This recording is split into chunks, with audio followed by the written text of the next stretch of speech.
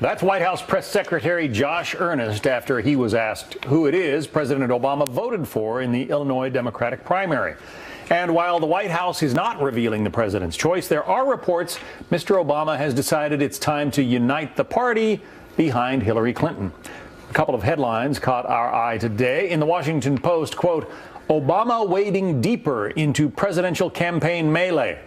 Also, the New York Times with the headline, Obama tells donors it's time to back Clinton. So how might this impact the campaign? Let's bring in Leslie Marshall, syndicated radio talk show host and a Fox News contributor, and Steve Sanchez, conservative syndicated radio talk show host. Welcome to both of you. Steve, to you first. The White House has sort of backed away from this notion, this New York Times report, that President Obama wants to side with his former Secretary of State. But at some point, he's got to pick somebody and back them. And it sure looks like Hillary is on her way to the nomination. Is he going to be a potent political force that could give Republicans real fits in November? Well, you know, John, I don't know who's more delusional, President Obama or Hillary Clinton.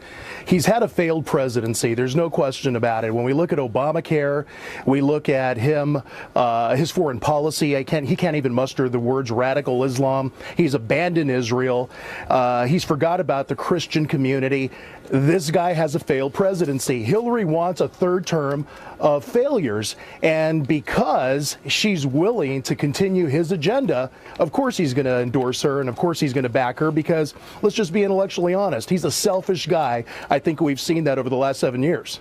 He obviously wants to continue his legacy and maybe burnish it, Leslie.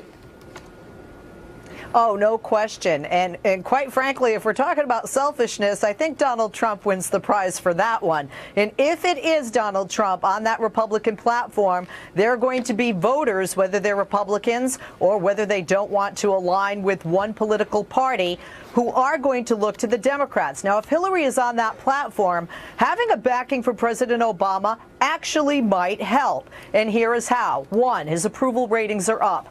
Two, he's done very well with the African-American community, although she doesn't seem to need a lot of help there. But an area she does need help is with the youth. And if you look back at both of the presidential elections, when President Obama was elected the first time and then re-elected, he's done very well with millennials, and he's done very well getting new voters out. So I think if the president backs her, and I think he will, and I think she will be the nominee, I think it can only help Hillary Clinton. I want to take a look back since late January on some of Josh Earnest, the presidential spokesman, some of his comments on the president endorsing someone for this nomination. Listen. The president has also been clear that at this point he does not plan to offer up a specific endorsement in the presidential race. And so the real question is just whether or not we're going to make that public. Right now our plan is not to make that public, but I wouldn't rule out the possibility that we may decide to make that public at some point in the future. Well, at this point, I haven't ruled out endorsing in the presidential race. The president hasn't either at this point. However, we do not plan to. And look, I think the dynamics of each race are different. And I think some of it also has to do with the president's view that, particularly at the presidential level, the Democratic candidates are likely to benefit from having a longer than expected campaign. Leslie, I'm guessing you're not on the email list of Alex Castellanos, the Republican strategist, but he wrote this way back in January, and I thought it was kind of interesting in his newsletter. Here's what he writes. Presidential elections usually correct the previous president's failures. We chose Carter to reverse Nixon's corruption, Reagan to reverse Carter's weakness, Clinton to reverse Bush 41's detachment, Bush 43 to reverse Clinton's immaturity and weakness of character, Obama to reverse Bush 43's unthinking manliness. Today, many Americans see weakness in the White House and a world kicking sand in our face.